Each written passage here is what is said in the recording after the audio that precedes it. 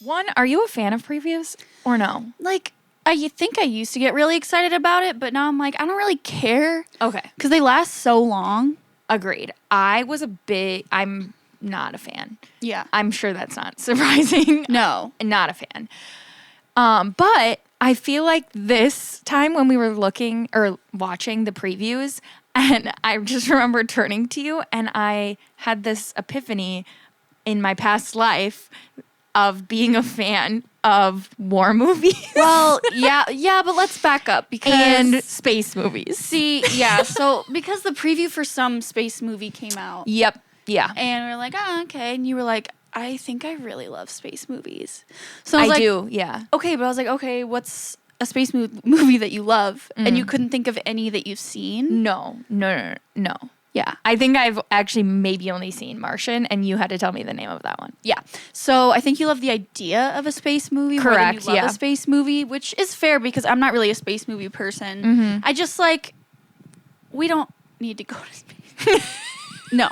That's fine. I have no desire to be in space. Do you? I would go. Okay, Katy Perry. Yeah. That's the type of space that I would want to do. Just like a couple minutes. Right. And up and Zero back. G and we're done. A day trip. Yeah, exactly.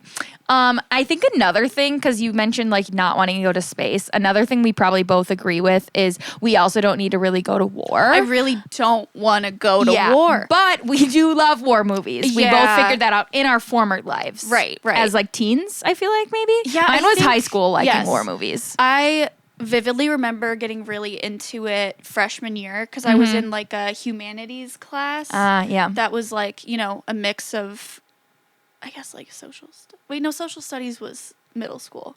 It's like a mix of like half history and then half like English. And then we had this whole unit where we had to pick a war movie to then like write an essay about and, it would be a whole thing. And I watched like 5 war movies because I couldn't get enough of them.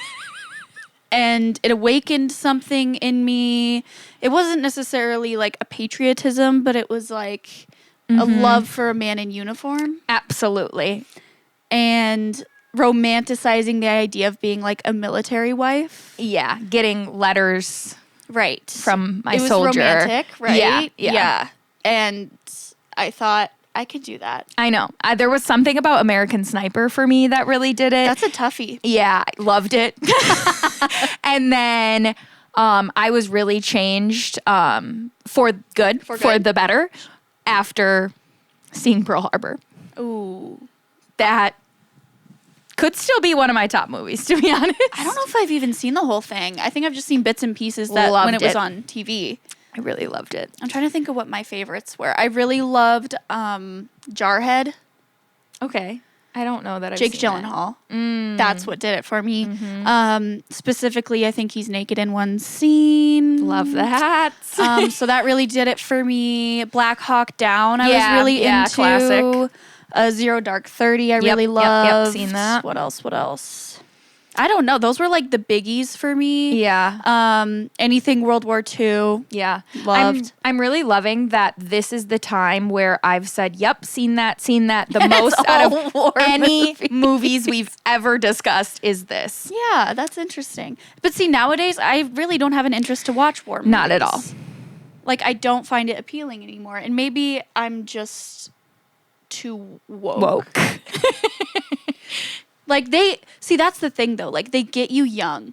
They really do. And they glorify it. I mean, yeah, they had us standing up on Monday mornings saying the Pledge of Allegiance. Every morning. I was going home watching Pearl Harbor. Right. Thinking I loved the U.S. 100%. I was going to enlist myself. No, you weren't. No, I'm not kidding. I literally was. My aunt and uncle were in the Army, and they told me I couldn't go in the Army. If I was enlisting, I had to go to the Air Force. I applied to college in February before going, and only to one college because I was going to go to the Air Force. Abby, that's crazy. You didn't know that? No, why am I just now learning this? Yeah.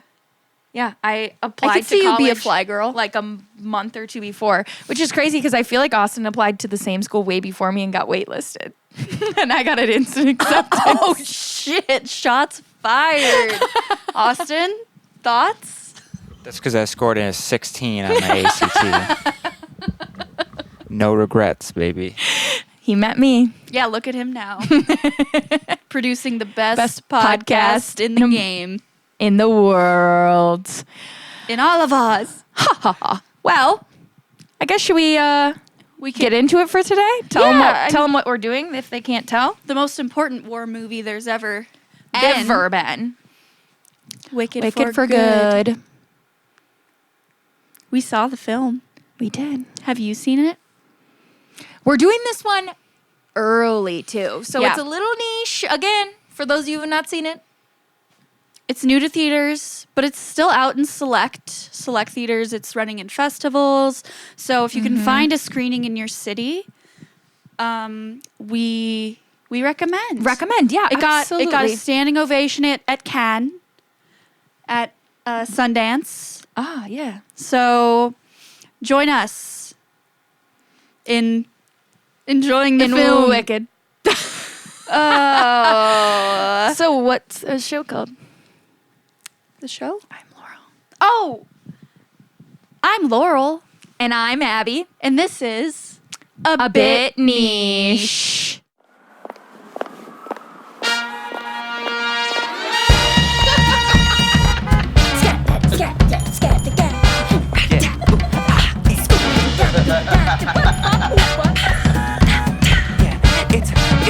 It's a bit niche. You know, it really does make a lot more sense for us to always do these together because we're so much more in sync when we say that when we're together. It's tough when we're online. It's a little rough. Yeah. So I'm happy to be back together for Wicked Part 2, for Good. Yeah, it was really important for us to be together, both when we watched it and when we recorded this one. Yeah. So I did fly in. Just for this. We planned our entire Thanksgiving, our entire life around this film. Yeah. Were you changed? For good. For better, likely, actually. Yeah, no, I loved it. I think also I struggle sometimes because I think with things like this, there's no way I'm not going to like it. But I do really think it was beautiful. We'll obviously talk a plethora about why, but I loved it. What about you? I really loved it too. Yeah. There were some aspects of it that I didn't absolutely love, but as a whole, I thought it was fantastic. I thought that they added things to it different from the play to make it a little bit more, like, I don't know if entertaining is the right word. Yeah, I get that. Just because the second act of the play is just dark. It's really, really dark. And the movie's sad. dark too, but they made it a little bit more fun. Yeah. So yeah, I absolutely loved it. Nothing bad to say. No. Yet. And I guess, so normally, or this season, we've been doing a 2-minute recap of our movie we're watching. Last episode, Laurel, I think, had a fantastic idea to prepare, or had a fantastic idea to present the movie recap in the form of a haiku. So I think we decided that we're going to do it for this one. I think. Okay, that's wild. And what did we decide, Austin? It's 575. Okay. Okay. Glinda. Yes. Because we don't want to add an extra syllable. Okay. Glinda and Elfie. Yep. Okay, so that's the first line. Glinda and Elfie. That's 5. Fight fascism. Yeah. In Oz. In Oz. You could do within Oz. Okay. Fight fascism within Oz. Elfie gets dick down. We did it. Okay, wait. Okay, what is it? Glinda and Elfie fight fascism within Oz. Elfie gets dick down. That's the whole film. Yes. Done. We're doing this every time. Yeah, I think that's the best way to do it. Yeah. And the rest of it is just filler. Pretty much, yeah. Mm-hmm. I think that's honestly, those are the things we're going to talk the most about today anyways. Yeah. They're the only specifically parts that really the matter. last line. Yes, yes. The best scene in the film. We have lots of thoughts, so we're going to save that till a little later. Uh-huh. So otherwise it'll be the whole show, folks. Which it still might be. We can run through the other stuff rather quickly. Okay, first up, costumes, right? Yeah, costumes. Okay. I obviously loved the costumes in the first film, but for some reason, they really stood out to me more in the second one. Yeah. And even, like, I think for the minor characters and stuff, they really popped. Yep. Like, what was one that I, like, Gusped. Oh, which one was? I think it was maybe Glinda's mom at the flashback. Oh, yeah, the it was, flashback, like, a like, yellow chiffon. And I was just like, oh. Yeah. Oh. Wish that whole scene was so cute. That young actress. She's adorable. Such a little cutie. Yeah, no, I completely agree. I think that for me, I loved the college uniforms when they were at Shiz so much. Like, I think I want that set for myself still. But I liked the costumes overall in this a lot better. I think also because Elfie was just kind of in the same fit the whole time as she is living in the woods. They really put their whole wickedussies into everyone else's costumes. The one that stood out for me, or I guess the person, was Madame Morrible. Yes! Wicked Witch! Every single one of them was so good. Like, all of her gowns were absolutely insane. Like, and she had like 5+ maybe. Right. They were enough screen time. They didn't get enough screen time. So good. Like, there was the one with kind of like the gold almost like extension on it. There was like the green like honeycomb pattern like sewn. There's one with like sleeves were super long and they had like layers. Yeah. I really, really, really liked her outfits. And then the other one is I will be searching for, actually now that I think about it, I kind of have a similar vibe. But I'm really into vests lately. And Oz, the Wizard of Oz's, his vest that he had for most of the time he was on screen, loved that thing. I do have a pretty similar one. I'm trying to remember. It was the one just that had like the green thing in the, like, I don't know. Well, it was just like the vest portion of it was kind of like what I wore when we went to the gay club in New York City. Oh. That one. Yeah. But like brighter colors, more green and gold. But like that sort of pattern, whatever you call that. Fun. I could see you like wearing anything that Jeff Goldblum wears. Yes. Yeah. Yeah. You know, I figured out where I know Jeff from. What? Glee. He's in Glee? He is Rachel Berry's dad, I think. Stop. That makes so much sense. That's so funny. Yeah, I didn't know who he was, really. That's hilarious. And then I figured it out. Wow. Like last week. I had no idea. I have so much like Glee education that I need to get from you. Truthfully, especially because that was like, besides my cousin Amy, who was obsessed with Wicked and we would listen to the soundtrack, Glee was like my introduction to Wicked. Wow. Yeah. Like. Listeners, would you be interested in us doing like a Glee rewatch? Yes. Yes, we would. Everyone screams. Abby and Laura. Add a backtrack, like a clapping backtrack of everyone screaming, yes, yes, yes, yes, yes. Glee, Glee, Glee, Glee. Although I have seen, so, you know, obviously, Madame Morrible, what's her, is it Michelle? No. What's her name? Is it Michelle Yao? You know I'm not going to know. Oh, producer check. I should know this. I'm almost Michelle. positive. It's Michelle something. Michelle Yao? Michelle Yao. Yeah, Michelle Yao. So everything that she's saying with like the Madame Morrible, Wicked Witch. What were we talking about? I already forgot what I was Fuck. We talked about her costumes. We talked about. What were we just talking about? Like what was I was saying that maybe prompted you to think that? I said. I think I'm getting carbon monoxide poisoning, and okay. So backstory. Actually, yeah, backstory, because Yeah. we're forgetting what's happening. Yeah. So, where we are right now, there is a snowstorm. Where we are right now. Where we are located physically now. You want to know who did it? Madam Morrible, Wicked Witch. So Max and I get home from Thanksgiving yesterday because we went and spent it up with his family. Came back after one night. We realized, oh, it's a little chilly in here. Let's turn up the heat. A couple hours go by. I'm like, Max! Max, you idiot! Max, did you turn it up? And he's like, oh, I thought so.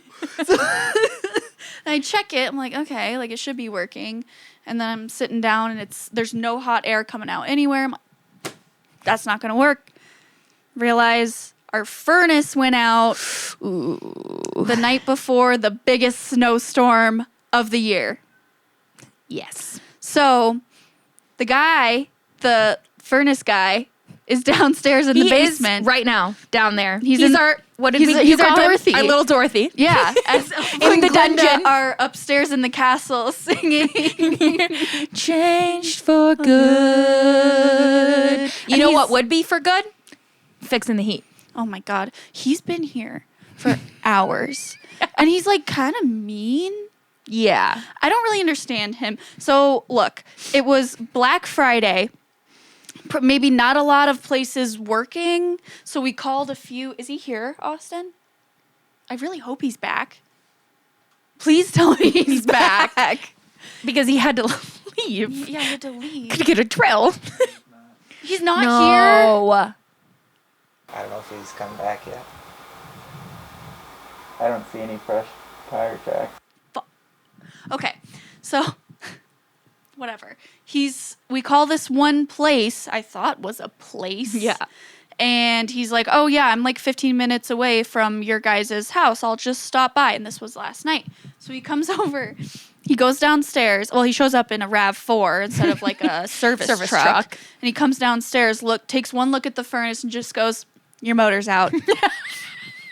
And we were like, okay. What does that mean? Can you fix it?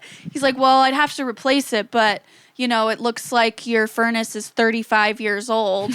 Why haven't you guys gotten a new one? And I was like, well, we're poor. Yeah. And why he's would like- I get it if it's not broken? Yeah. And, he talked us into just getting a replacement. So he's like, great, I'll be there first thing tomorrow. It doesn't show up until 11:45. Yeah. And it's currently like 5 p.m. and he's still working on it. Yeah, sure, he can come in here. He's not even here. No. Still hasn't come back. He still hasn't come back? He still hasn't come back. What the fuck, man? Well, yeah, he came up. This guy has not been clear about anything he has asked us yet. I don't know his name. No. Really? I was gonna say I don't think he ever actually gave us a name, but yeah, he's like, so, do you guys have a drill? It's like, yeah. I mean, yeah, we've got a regular power, a regular drill. I mean, by him asking it, I thought he meant something more than that, because I would assume he would have a drill. Yeah, it's like, bro, don't you bring your own drill to your jobs? Which apparently he does, and because I could hear him drilling then. So, Drilling all day. yeah, so I know he has the drill, but apparently it was more about the drill bit, and it was a weird fishing question for us to say whether or not we have a 2.5-inch hole cutter, which he could have just asked that, but he really danced around that question for a bit. So then at one point he was like, oh, about done with some stuff, ready to do exhaust. Do you have could I check out that drill? It's yeah, just went to the garage, brought out our drill bag and walked downstairs with the bag as he's doing things. It's hey man, got the drill bag right here.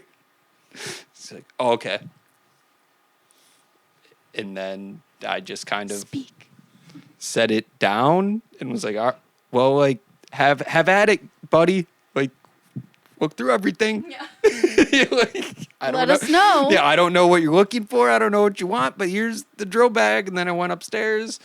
And then, like, I don't know, 30, 45 minutes later, he came back up. And it's like, well, yeah, I got to cut the hole. So, yeah, I gotta, like, yeah, where's your nearest Home Depot or Lowe's? Where do you usually go? Look it up. GPS, Yeah, bro. exactly. Like, you're obviously not from the area, dude. Just rely on GPS. Like, if I tell you that, like, oh, yeah, there's one just down 41, that's not doing anything for you. But yeah, then he left to go pick up the thing to cut the exhaust hole, and he hasn't come back yet. It's been over an hour. Easy. He said 30 minutes to an hour, and it's definitely been over an hour. The closest Home Hard. Depot is like 11 minutes away. 9 minutes is Yeah. what I looked up. Yeah, Austin The checked. producer is on his fact-checking shit today. He's on it. So anyways, that's where we're at. Yeah. But well, in the audacity, so like we had a fire going all day yesterday and all night. And you know, like we live in an old house, the ventilation's not great, so we tried not having a fire today for a while cuz it gets really smoky. And so we didn't have a fire while he was working down there because we were really hoping he'd be done with it. He comes upstairs to say that like he needs to go to the store, and he's like, "Wow, does like your fireplace not work? Like it's really cold in here." That's why you were called. The heat's out. He's like, "You guys might want to start a fire." Was like, yeah, brother, I was thinking we were going to have heat by like 3 o'clock today. And then you showed up 3 hours later than you said you were without having what, Austin, correct me if I'm wrong on this, but what seems to be like a normal tool to have if you're working in the HVAC business, like He something should to cut a have hole. everything he needs to do the whole job. That's what you're paying him for. You I know? would think. So, But hey, he showed up less than an hour after we reached out on Black Friday, gave us a quote, told us what he needs, and we got financing done in like an hour.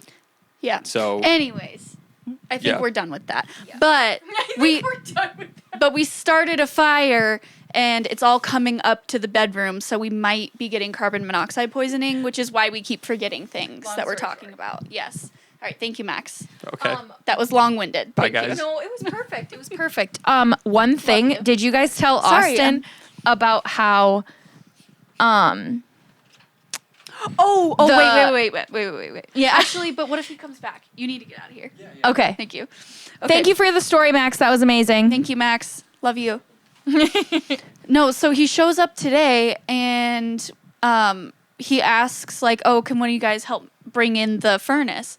So Max goes out there and I'm opening the door for them to come in, and he stops. He's like, "Oh, yeah, so also by the way, I got like the high efficiency one, and that's not the one that you guys ordered, and it's like $400 more. Like, I hope that's okay. Like, it was an accident."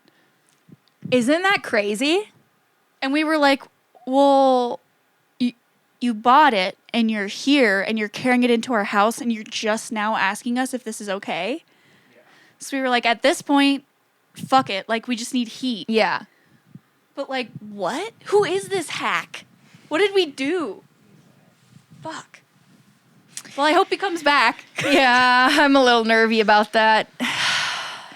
And timing wise, we've got Chili's to go to. We Yeah. probably won't be at Chili's tonight. We need to go to Chili's. I was so excited for Chili's. Well, the no-name man needs to come back. I probably should have got his name, huh? But that's the other thing, too, is that he will not look me in the eye. He will not acknowledge me. No. I was the one who called. I was the one who set everything up. It's my name on everything, and he will only talk to Max. So that's what we're dealing with. So we were talking about costumes. Then we were talking about Madame Morrible, Wicked Witch. Then Laurel was going to say something. Laurel forgot that something. Then we addressed how we're having carbon monoxide poisoning. Then we addressed the reason for said carbon monoxide poisoning. And here we are. And you might have saw it during the video if you're watching, plug for if you're not, that Laurel's cat Hal is in here. And he never cuddles with me before, but he was cuddled up with me in my little Elfie costume because look, you shoved him down. He wanted to come to me. No, he was coming to me. I love all living beings. Sure you do. Sure you do, Glinda. But I think he's really like, he knows that I'm a safe space as Elfie because I love animals so much and I want them to speak and be free here in Oz. Weren't you the one that gave the monkeys wings? It was a mistake. Don't trust her. It was a mistake. The wizard's fault. My father. Yeah, that's kind of crazy. Daddy. Daddy. Oh, there you go. Daddy! I don't want. What is that? Jenny Humphrey. Oh, yeah. Yeah. Anyways. But yeah, I feel like we had a few, obviously, okay, so backtrack. The movie is obviously mainly about like Glinda, Elfie, but a lot of our like big thoughts were about more side characters. So I guess first would be Nessa. One, I've always loved the name Nessa. Yeah. Anyways. Yeah, thoughts. I think there's a lot of like discourse online how everyone's like, I hate Nessa. And it's like, yeah, I hate her too. But I feel for her a little bit. You know? I agree with that, yeah. Like she was handed a raw deal in life. And no one's really ever been that kind to her. Right. And like Elphaba does get all the attention all the time. She just like wants someone to love her and to choose her and to stay with her. And does she handle rejection well? Absolutely not. But girl needs therapy. Right. She didn't deserve to have a house dropped on her. No. Yeah, I agree with that too. Like, and I think from the start, like part one, you obviously have a whole life of like two like sisters who want like Elfie's getting attention for probably wrong reasons. And like, you know, going to Shiz is Nessa's first chance to like go off on her own and do her own thing and not need her sister or father's help. And then like Elphaba ends up getting in on the day of her like college orientation, like steals the spotlight from her. And then like the whole time she, you know, it's like, oh, Bach likes her, but she really like underlying, he just likes Glinda and stuff, likes her for the wrong reasons and whatnot. And then in the second part, like you were saying, yeah, does not handle rejection well at all. But I just think her father dies. Yeah. Which obviously in Elfie's position, he was shit to her, but he wasn't to Nessa. Yeah. In the grand scheme of things. And then she didn't have her sister there. She's literally all alone. And she's now the mayor. Literally steps in to be the mayor. So it's like, that's a lot of emotional damage. And then I think one thing that people who hate on Nessa and also Glinda, I think they don't realize that we are all in our daily lives Nessa and Glinda's. Like, most of us are not the Elfies of the world. We aren't the ones who uproot our freaking lives to take on some greater good and cause in all of this. Even like us, we think we're all, you know, little woke, little girlies and stuff. And like, we obviously speak our minds and things like that about the things we are passionate about. But our lives are very just like normal and status quo, and everyone stays in that. But then they look at this movie and they look at a Nessa or a Glinda who is like not going with Elfie and stuff, and they judge that, but they can't internally look into their own lives or at society and realize that they are doing the same things as they interact with the world around them. Spit.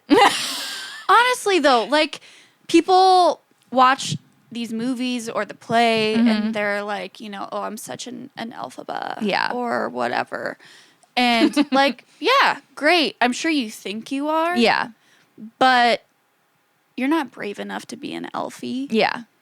That's so very true. Like in our everyday, hang on.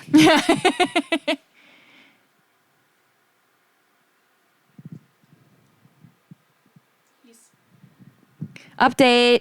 Yeah, I'm on the way. I had to go to Home Depot after Lowe's on the way now. Let's make a little jingle that's heat update.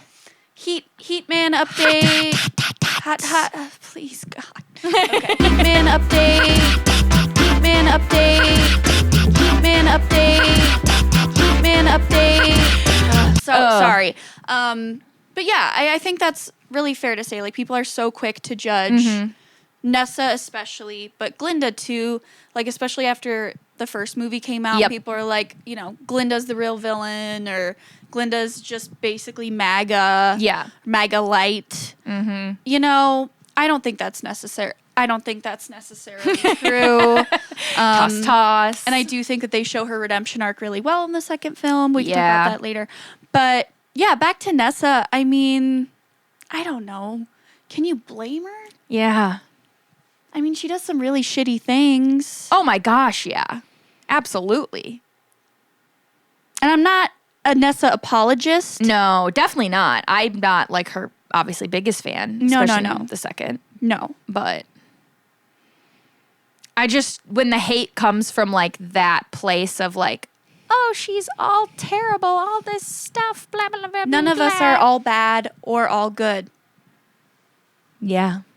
I think that's the point Of the movie. Austin, thoughts? I haven't seen it.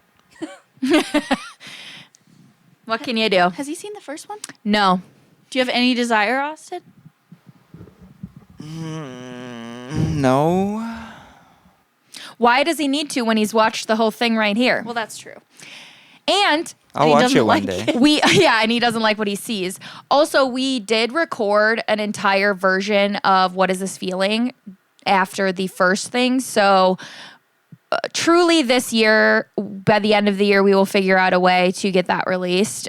So he has heard us sing the entire soundtrack, that song specifically, about 17 times plus over, and then had to edit it. So I think he's wicked out. I could never. Yeah, for me, no. This runs in our veins. Yes. Now, it's part of who we are. We were changed. For good. But no, wait. That reminds me. We need to talk once again about theater etiquette. No, I can't believe we forgot to mention this at the top of the hour. You guys. Fuck. We have already talked about theater etiquette twice at least. I think so. Like, we have given multiple PSAs. Yeah. So at this point, it's purposeful. It must be, right? It has to be. So we're seeing this film at a Marcus Theater location, undisclosed. Greg Marcus, do better. Do better, Greg Marcus, with your clientele. And it was a packed theater. It was a Tuesday night before Thanksgiving. A lot of people home with their families. Whatever, that's fine. We were prepared for that. At a row above us, no, below us, in front of us, I guess. Was it a child? It was a child and like a mother or a woman's voice. I don't know who the relation was to it, but it was definitely a child still, but old enough of a child to be know. holding full conversations, and then a full-grown adult that also should have said, shut the fuck up. Well, because she was talking to it. Yeah. Just as loud. Oh, yes. Full-on conversations the entire movie. And like, here's the thing. I've said this once. I'll say it again. I am an exaggerator. I am a liar. Mm-hmm. I'm going to exaggerate the truth on stories every time. Sure. But we are not joking when we say it was damn near the whole movie. Like, even during the very quiet parts. Yes. Like, it was one thing where, like, when there was in song or, like, loud noises, you couldn't hear them. Thank God. A reprieve from their fucking conversation hour. Yeah. Like they were on a podcast or something. Mm-hmm. I mean, even we were silent the whole film. Yeah. And like, except when Abby had to start shushing them, which didn't work, but I was really hoping it would. Yeah, I shushed them twice. And no avail. Why were you the only person? I don't get it. Like, how did the person next to them not say something? Like, for multiple times, like we've again brought it up if you listen to our episode where we recapped us going to the US Open, about us like being anxious and saying something. But I was really like, I had to shush from afar, and I wanted to stand up and be like, hey, could you please quiet down? Because it was like, it was really actually bad. Crazy how long it went on for. And again, during quiet parts, because it's one thing, like it would be like, oh my gosh, like if you were making a little comment or something during one of the louder parts of the movie during a song, and then like it goes quiet all of a sudden and you're like wrapping up your conversation. Or if it was like a once or twice like one-off comment, because we said like a few things to each other extremely quickly in a whispered tone. It was normal volume speaking.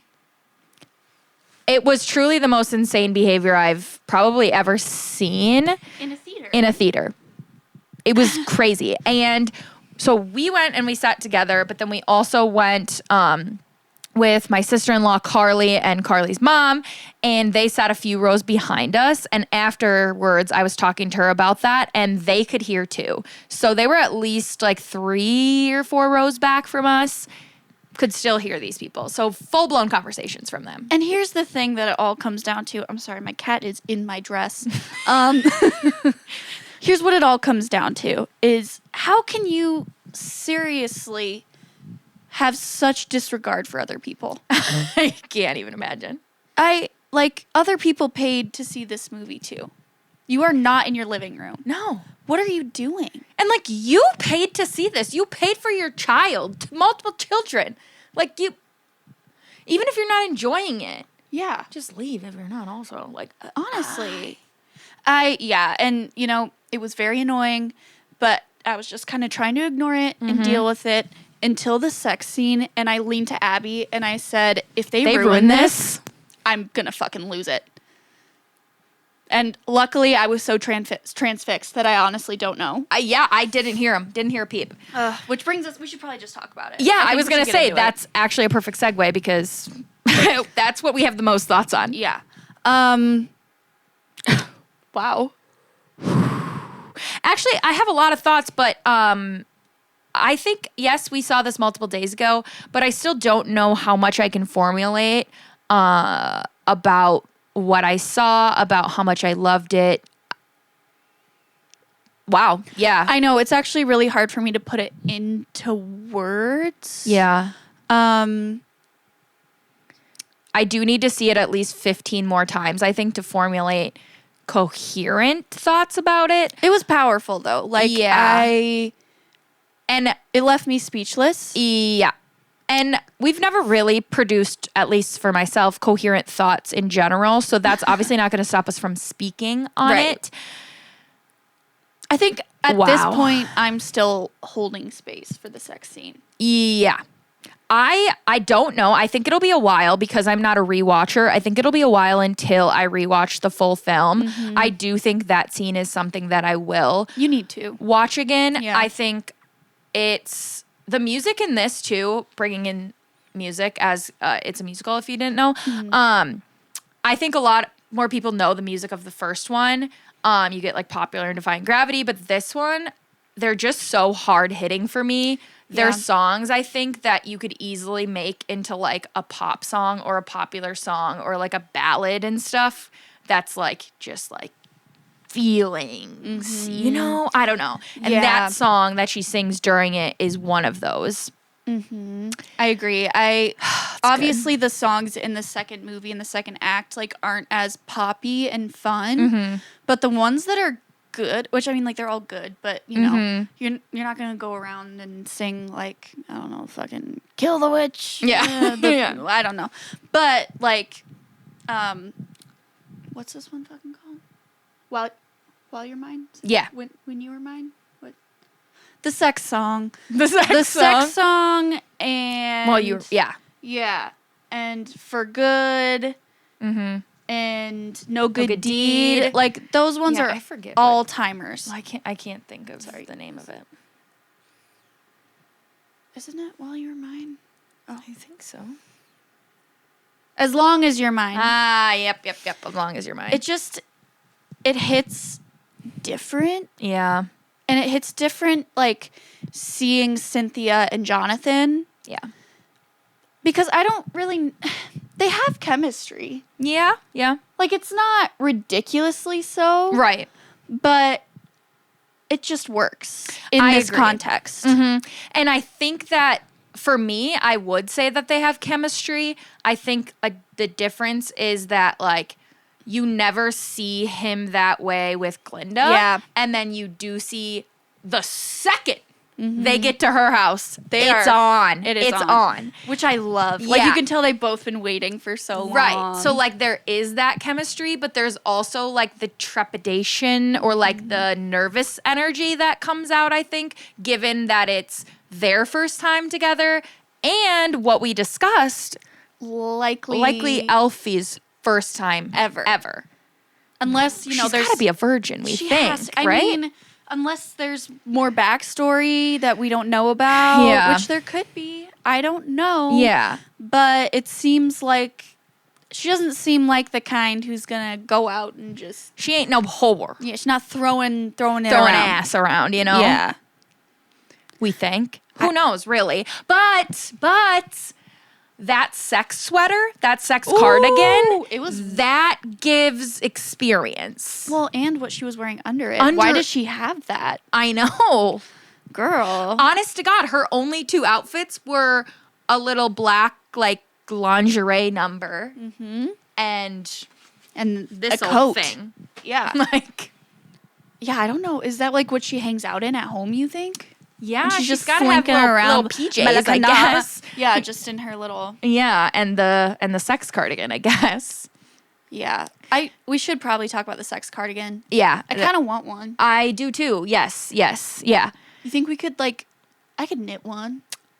Yeah. I don't really... Because here's the thing. If it's got a bunch of holes in it, if strings I can hanging totally out, do that. Yeah. it should be it. It's in perfect. my wheelhouse for sure. Yeah. It looks comfy. It really did look comfy. I have to wonder, did she keep it on during? Because she's in it while they're like kissing. Yep. And then right after, I presume. She's still in it. Yeah. Yeah. Yeah, Possibly. that's true.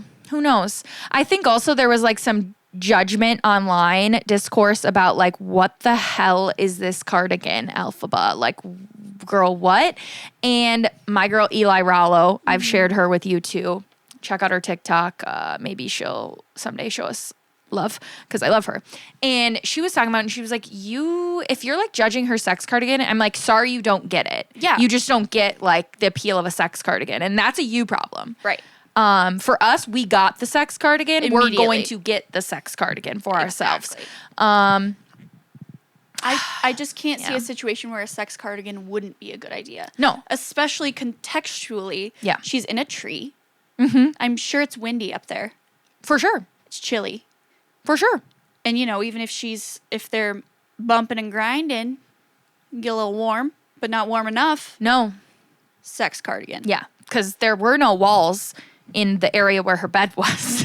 No. Which also was a sick spot to have I was a bed. going to say, Yeah. like, she really set herself up. Also, how much time has passed again between the second movie, or the first movie and the second movie? Years, right? Oh, I think. Yeah. Okay. Yeah, so That's always been my, like, interpretation of it. Yeah. Because they aren't in school anymore. Yeah. Unless, like, they just kind of, stopped going to school. But, because obviously, like, Alfie did, but also there has to be a certain amount of time because Fiyero, he gets put in charge of Yeah, he's like the guards. Yeah, the wizard guard or whatever. Yeah. Okay, that makes sense. So that's always kind of what I thought of it as. And like in the movie too, she's got her whole house set up, which takes time. She also has like plots of like the stuff she's been doing. Yeah. And when the play and the movie opens up, they talk about like her past attacks that she's like been at it for a bit. Mm-hmm. So This says approximately 3 to 5 years. Okay, that tracks, I think. Mm-hmm. That makes sense. Yeah. What do you think about the new original songs? Is there 2? There's 2, I think. I was gonna say There's No Place I Like just Home thought it was and Girl one. in the Bubble. Yeah. I forgot about Girl in the Bubble.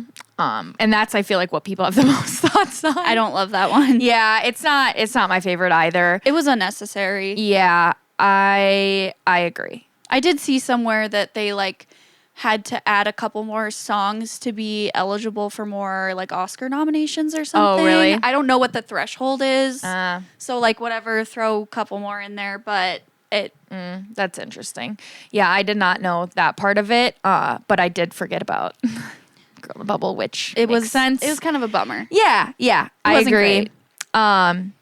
But I loved No Place Like Home. Yeah, that I one's think good. like it's not like a banger that I'll sing and memorize like Defying Gravity, but I think it's another one that like kind of showcases what we were talking about like earlier, where Alfie is obviously one for the creatures, for the animals and stuff, and pretty much everyone else isn't. And yeah, I think people could probably think about the meaning of that song in the context of our current world. Yeah, totally. It's funny too, like I know we often talk about and people often talk about how like a lot of things in this movie mirror life and government and politics and whatever. But I also think it's so interesting how I don't remember if it was the wizard who said it or someone said it that was just like the Munchkins, like they'll believe anything you tell them, like any lies you spout. Yep. It's just like, first of all, true. Second of all, it's crazy at the end of the film when Glinda like basically turns around and was like, you know, guys, like, come on, animals, come on out here. You guys are great. I'm just gonna like do things better now. And everyone's just like, yeah, sure. Yeah, Glinda, you're so good. Yeah. Like, they'll just go along with anything. And like, people are just fucking stupid. Like, if you have a charismatic leader, they'll follow him. Did you see Nessa, the actress, when she presented something at, I forget what it was. I think it was like Wicked, like the big magical night or whatever that they did. Did you see that? Oh, yep. So I didn't watch it, but I think didn't either. The actress who plays Nessa, she introduced something there and she like made a comment about like the current fascist regime and it got cut. Like NBC cut it. Really? Yeah, it's kind of a thing. Doesn't surprise me. But Yeah. So, you know, if you know, you know. And apparently she's from Wisconsin. What? She's from like a small Wisconsin town. I did not know that. Yeah, so shout out. Fuck yeah. Yeah. Go Nessa, I guess. Well, Kind of. Oh, man. Do we want to go more? I have a few more thoughts on Jonathan Bailey, and Yeah, I think let's you do talk. as well. let's talk about the sexiest man alive. 2025. Facts. He is He's so ridiculous. hot. He's insane. Like he shouldn't be allowed to exist, No. but he does because he's also such like a baby girl. He's just like he's so perfect. Yeah, he really is. I love him so much. Men love him. Women love him.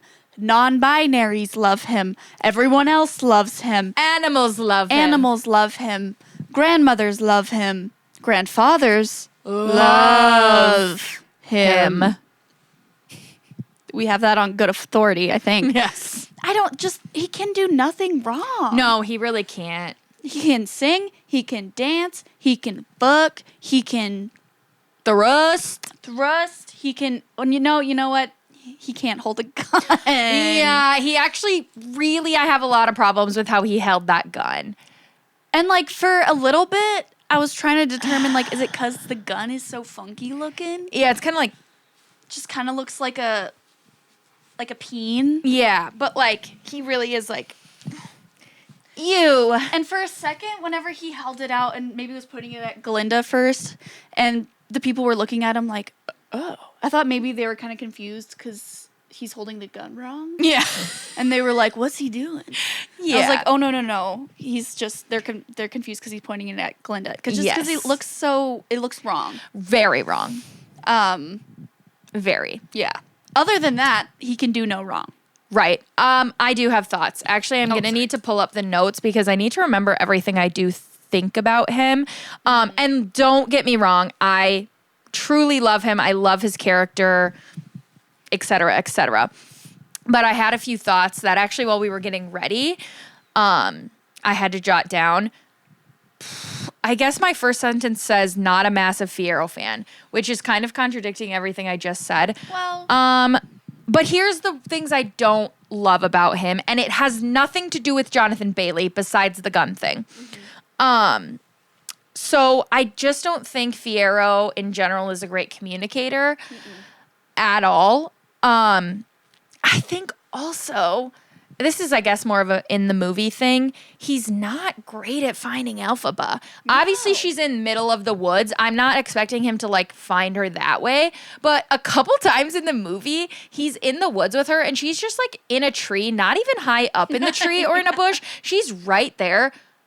And I get it. Like her outfit's black, her face and her skin is green. So like she blends in a little bit, but he like is standing there with his gun out like this and he's like, "You wicked witch, come out wherever you are." And for a second I thought he did see her. I thought so too. I thought and was maybe saying it because obviously he didn't want the other guards to get her there too. Yeah. But then like I was like, "Ooh, is he gonna send her away? Is this gonna be a different thing? Like, are they gonna talk before they really talk?" And that obviously didn't happen. So I really do think he just isn't very good at his job. See, those were my thoughts exactly too, because I was like, "Ooh, like maybe he saw her and he's gonna like draw them away and be like, oops, I forgot my gun," because he's really bad about handling his gun.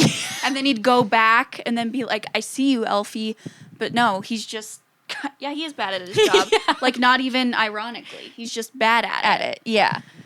Yeah. I mean, but I guess it all works out. Except, no, he's bad at it, too. Whenever then he's, like, holding up Glinda and he's like, "Go, Elphaba, fly away. Yeah. I'll take care of this. Like, I'm sacrificing myself." It's like, just hop on the broom with Elphaba. Yeah. What are you doing? That was like my last thought. It's just like she is the most powerful person in all of Oz. Your little twink gun is not doing shit. You're holding it to Glinda. And you didn't you could have prevented being crucified, Which is also crazy. Which and turned into a scarecrow. Yeah. You could have prevented that if you just flew off with your girl. Yeah. You were trying to be like the hero and this man. The martyr. I get it. I get it. But I didn't like it. Unnecessary. And like, what kind of, I mean, the wizard is fucking crazy, man. If he's out here like doing field executions by crucifixion, that's insane. Yeah. And like, I don't know, does Glinda not have any authority over these soldiers? I don't think so until she, spoiler alert. Yes. Man update. Man update. Man update. Man update. Heat update. Heat update. Just got here. He's opening up his car doors, getting his stuff back out. What type of car? A RAV4? I believe it's a Honda CRV. Well, still not a service or vehicle. Or Pilot, possibly. Oh, my God. Well, good news, I guess. Good news. Wonderful. He's back. The HVAC man is back. Yeah. I'll probably hear you through the vent, so you can talk to shit about it if you want. I don't care. But you're right. He can probably hear us. I think we're done talking shit about him. him. I think maybe unless he gives us a reason to. Yeah, he marches up here. Like, whoa, buddy, hey, we're busy. You're barging in on something. Whoa. You cannot stay and watch. Nope, not for free. Nope. But what else were we saying before HVAC man Ridley interrupted us? Jonathan, yeah. The crucifixion. Oh, yeah. But all of that, like, all of my qualms are just the storyline of, like, Wicked. And obviously everyone loves, like, Fiyero and loves Jonathan, and so do I. I don't really love Fiyero. But, like, I love... Yeah, sorry. I meant to say, like, I love Jonathan Bailey, but I don't love his character and, like, what he does and stuff very much. And I honestly don't mind Carly, who we saw the movie with. She had, like, a big problem with, like, him being, like, flipping, flopping, and, like, a huge problem with Elfie, like, Mr. Steal Your Man or Mrs. Steal Your Man.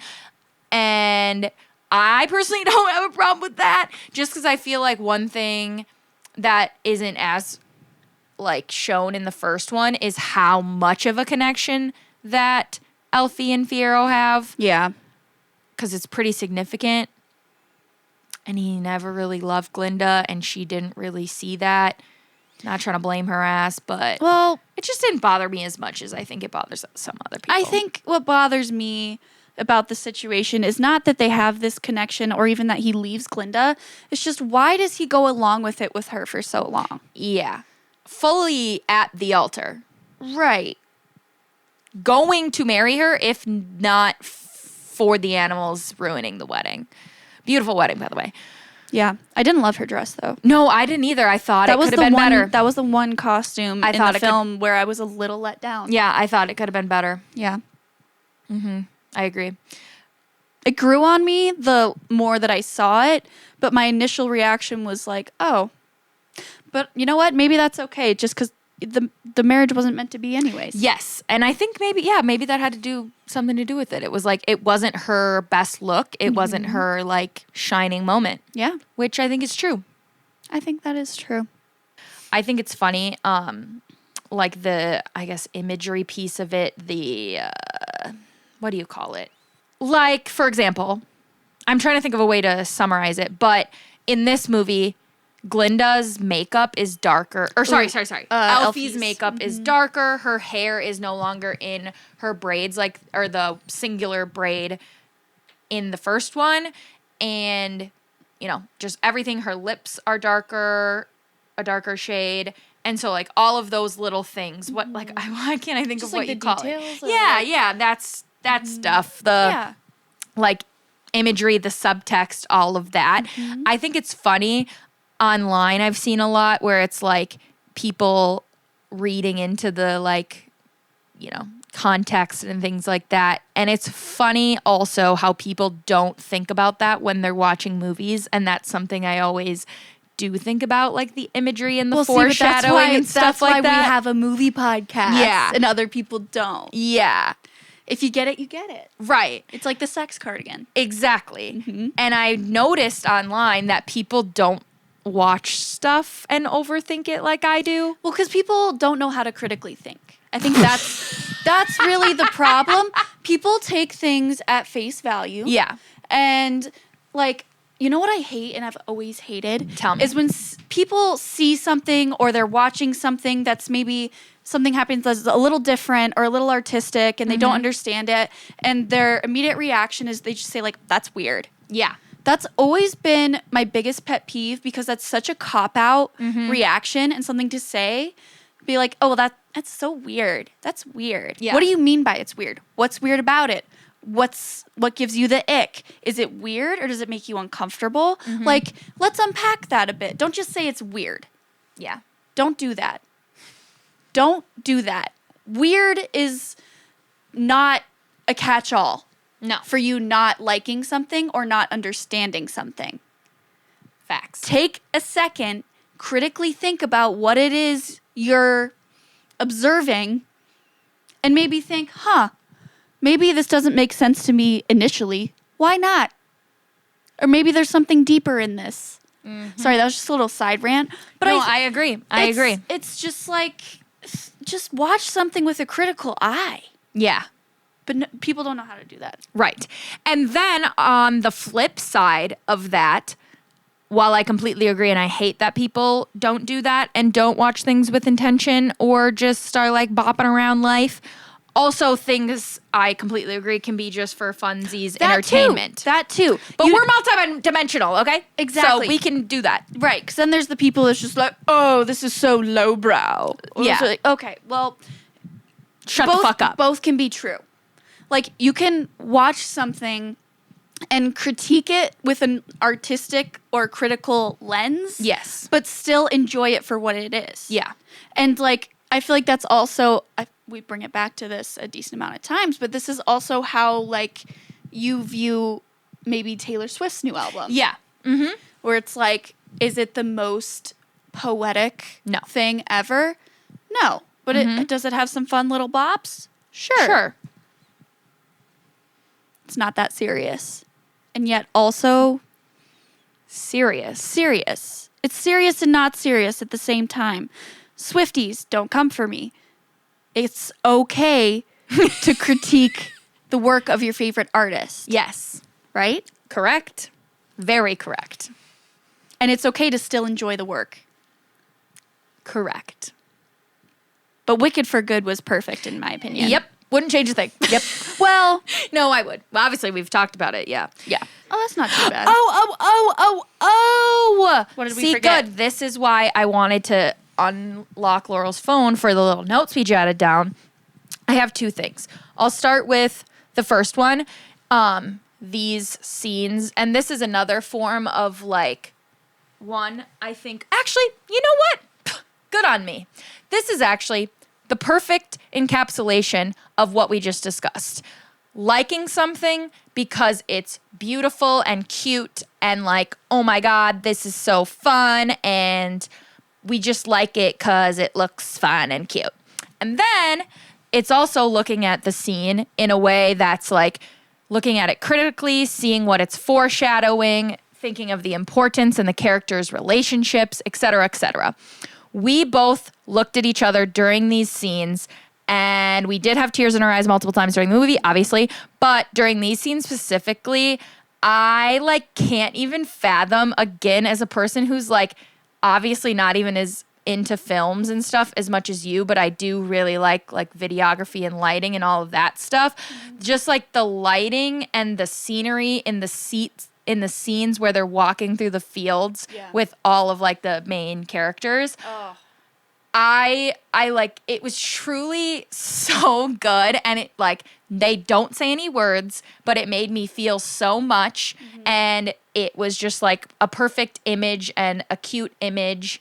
And then there's also the bits and pieces of it that are like more meaningful, like when they're walking through and Bach is there pushing Nessa, and he looks like kind of like his hat looks like the Tin Man.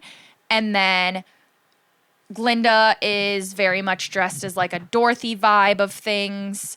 And she's the only one that's like in white in the thing, the good. And then Fiyero has wheat in his mouth, like straw in his mouth, like those things that are very like specific and stuff that you can highlight, but just the overarching piece of like scenery is so good. I wanted to throw up. Yeah. I mean, it was so simple and so short, but it was so thoughtful. Mm-hmm. And you know what gets lost in both of the movies and the time between is like the relationships between all of these characters. Yeah. Because you see someone like Nessa and Bach who are kind of side characters, and you're like, okay, like it doesn't really hurt me that much when Bach becomes the Tin Man, because like, I don't care that much about him. Mm-hmm. But like you see these short snippet flashbacks and you're like, no, these people did spend all this time together and they were such good friends, so like losing one of them is really tough. Yeah. And you know, obviously it's complicated when Nessa gets murdered by a house by Madame Morrible, but you know, I'm glad that they put in more of like the moment there where Glinda is kind of mourning her. Yeah. Because like they spent all this time together. Yeah. They were in school that whole time with each other for years. Like I just think of like the relationship with like my friends from college too. And like picturing them in that scene, like just the relationship you have with those people. Right. It's just like there was a whole bunch of time in between these two things where these people had very deep, meaningful relationships. Yeah. And, you know, all the moments that we see in the films are very monumental, either like good or bad. Mm-hmm. And there's just something so like touching about seeing this very simple moment because like that's where the magic happens. Yeah. Is in the mundane. I know. And I loved like the very ending where they go back to this scene and Glinda is whispering in Elphaba's ear.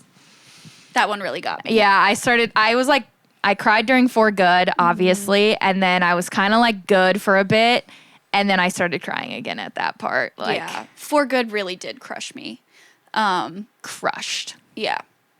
And there were specific parts of it which got me more than others. Yeah. But like specifically the Two Sides of the Door, that one like really, really got me. I know. I was trying really hard to hold it back because I would have been like you. But I was like, I know this is the end of the movie and I can't get up and be beside myself. Yeah. But luckily I'm used to my eyes being absolutely red after any time I cry. So I've just kind of gotten over that fact and I knew it was going to happen. So. Yeah. But I was drowned out by the people talking and Elfie and Glinda herself crying. It did take me out of it too, which was a bummer, but probably for the best. Yeah. Yeah. Also, on that, did you know that her going in the closet and then them going up against it and crying and her saying I love you was improv the first time they did it? Yeah. Mm-hmm. Because they don't like ever say it technically in like the script, I love you, but she puts her in the closet and then like Glinda's up against it and stuff, but then like Elphaba, or obviously Cynthia in this case, like just took it upon herself in the first thing to like go against it and cry too and then say I love you out loud, and Glinda or Ariana didn't know she was going to say that back, and obviously she says it, and then they obviously did more takes and kept doing this, but they said that in that moment like it would just make sense if that was your friend, your best friend you were saying goodbye to, you would say it, and they had never said it out loud. They had obviously showed each other and stuff like that, and like the whole For Good song is about that, but they never say it, and so that was like improv originally. I was like, that's just really sweet. I know. Another thing I found out, this was the other like little imagery piece or whatever the word is you call it. I saw the director talking about their like dances in both the first one, and then they do it like a little glimpse of it in the second one during the number with the Wizard of Oz when they're really gaslighting Elfie to come on back. Yeah, wonderful.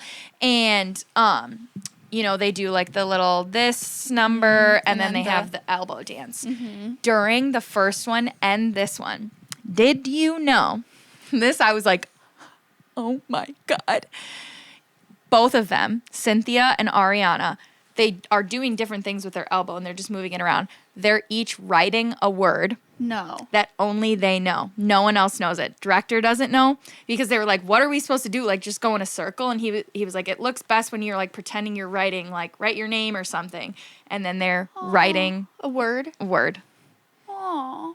See, like people can make fun of the two of them. I know, like Austin does. Well, and like they're fun to make fun of because they are ridiculous. Yeah. But like I honestly do think it's genuine for the most part. That's what I was telling Austin too. Like it's one thing there's so many people doing press tours and I'm like, oh, you're just like faking. Yeah, like you just don't like each other. Yeah. They are just so being authentically themselves and it's cringy as hell and I love it. Right. Like they obviously are just so in love with each other. Yeah. And like I think they do ham it up, especially Cynthia loves to ham it up with like the like, oh, let me protect you and whatever. Yeah. But like, I don't know, we'd do the same fucking thing. Thank you. Yeah. Again, I told Austin this, like, these are two women who, one, have just gone through the last years of their lives in total, like, sync and working on this, like, incredible piece of art. It's also for both of them, especially I know, like, more about, like, Ariana and how she, like, is the biggest Wicked fan, biggest Broadway fan, and, like, has been wanting this role forever. Like, all of the little, like, interviews of her wanting this part and stuff like that, and just, like, I just love it. And it's two people who have worked their entire lives and are incredibly talented and now have this, like, dream role for them. Yeah. And I just think, of course, they're going to be the most excited they've ever been in their entire lives. Why shouldn't they? And oftentimes, yes, I don't like, this was Austin's big thing, like we don't idolize a lot of like celebrities and stuff, and they're just these like, they're really rich and they're just making money by being like these, you know, by whooping it up in the press tour and stuff. Yeah. But it's just also like a very authentic display of like two girls' joys and love. And I just don't I don't find like, you know, I can't hate on that a lot. And then my last thing to say, and I think that we are here on this podcast with, at this point, like not a ton of listeners, but I know because we put our whole selves into like this, what we call art, like every single time we do it, and we care so much about it that at some point people are going to start to catch on, and that like we're going to be recognized for a thing that we take passion in right now. And I know one day that we'll be like on some red carpet and you'll be seeing us interacting the way we do now, yes. And someone's going to be like, those two girls are fucking attached at the hip and cringy as fuck and weirdos and like, ew. But fine. We are working at that from now. Like, that's the goal, that's the dream, and it's cringy and it's weird, but we're going to get there. Yeah. And I know when we do that people are going to look at us and be like, they're going to be like, ew, they don't deserve to be here. Like, why are they being weird? Again, if you get it, you get it. And if you don't, you don't. And that's okay. And at the end of the day, like, no matter how long it takes us to make it or to get there, like, I'm just enjoying the journey with you. Exactly. And we're, like, insufferable now to a lot of people. Yeah. So imagine when more people start watching us. And imagine when we get, like, money. We're going to be insufferable, and I can't fucking wait. I can't wait. I am loving it. I'm loving it, too. And imagine when we can do this full time. I'm just saying. I'm just saying, you guys. And thank you for getting in early. Yeah. Honestly, thank us. You're welcome. Because this is cheap right now, but it won't be forever. Not forever. Not forever. I really, really hope. Really hope so. I'm trying to think of anything else I have to say about the film. I don't really think I have anything else. Do we have anything? Oh. Oh, yeah, I guess to round us out, any housekeeping? Shut the fuck up. All right, fair enough, fair enough. Wait, does this have a strap on? Does Elfie have a strap on? It would make a lot of sense. Yeah. Do you think... I already know the answer, but out of Elfie and Glinda, who do you think's the top and who do you think's the bottom? I mean, we could be switches as well, but... Yeah, I was going to say, like, obviously Elfie is top. Yeah. But she's so much less experienced. Right. I would think. But I don't know that Glinda is either, you know? We don't get that story if there's other But, I mean, people. she's been with Fiero for years. True. Yeah. They haven't done anything. Yeah, right? that's true. Yeah. But, yeah, they could both be... I don't know. Yeah, no, I think that... I guess maybe that changes my answer, but no, I think Glinda's pretty Pillow Princess energy. You think? Yeah, and I think that yes, maybe she's that Elfie is less experienced, but I think that ultimately she is a lesbian. Definitely. And so once she gets in that setting, that it'll make sense to experience her. out the door. It'll make sense to her, I think. Mm-hmm. I mean, but Glinda's definitely a lesbian too. They're both lesbians and in love with each other. Yeah. Oh, which reminds me too. What was that post I sent you that said was definitely us? Yes. I was thinking about that the whole time when I was trying to say like, oh yeah, we're insufferable. Yeah. And this is definitely is us. a joke that this isn't something Cynthia actually said. But says, Cynthia Erivo and Ariana Grande finally clear the air. Quote, "We are in a non-demi-curious, semi-binary relationship."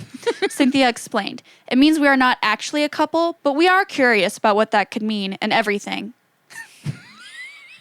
Which, like, that's pretty much where we're at. I think. Yeah. Like, no, we're not together, but like we think about it. Right. We're curious about what that could be like. Yeah, like it'd be fun, I'm sure. Oh, it would. This all the time? Are you joking? I know. Ugh. Okay, well, I'm Laurel. And I'm Abby. And this has been A bit niche.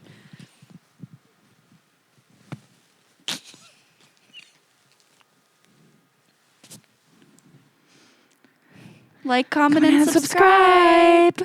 Bye. Ring that notification bell. Fly away.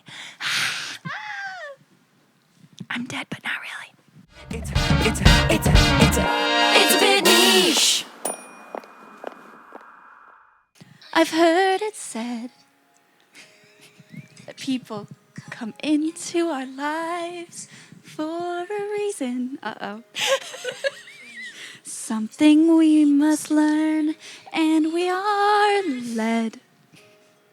Those who help us most to grow, if we let them, we help them in return. Well, I don't know if I believe that's true, but I know who I am today because I knew you. Like a comet pulled from orbit as it passes the sun. Like a stream that meets a boulder halfway through the wood. Who can say if I've been changed for the better? Because I knew you.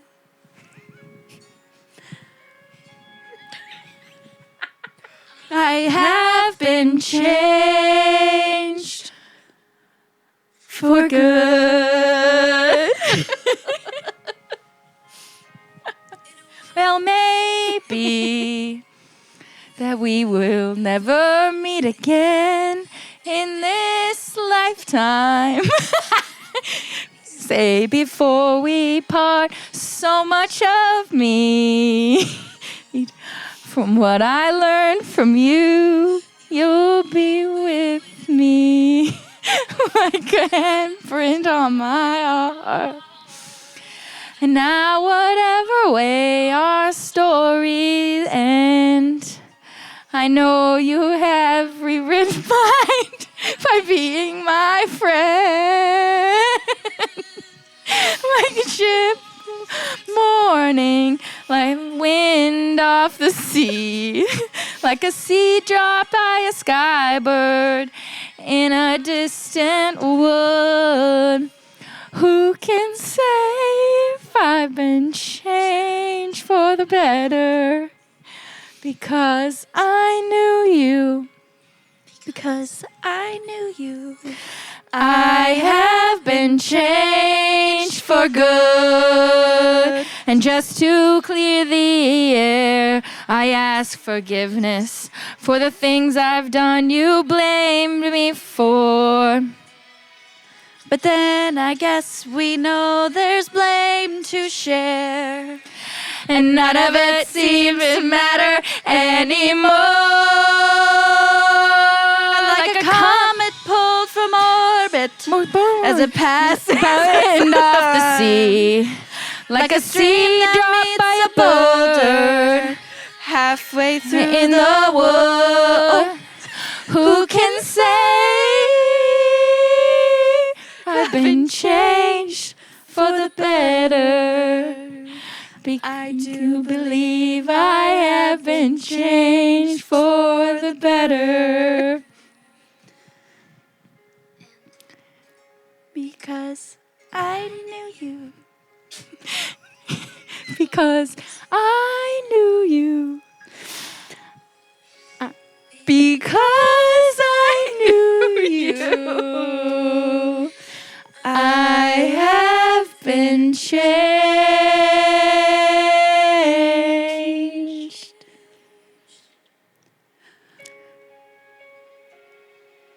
for good.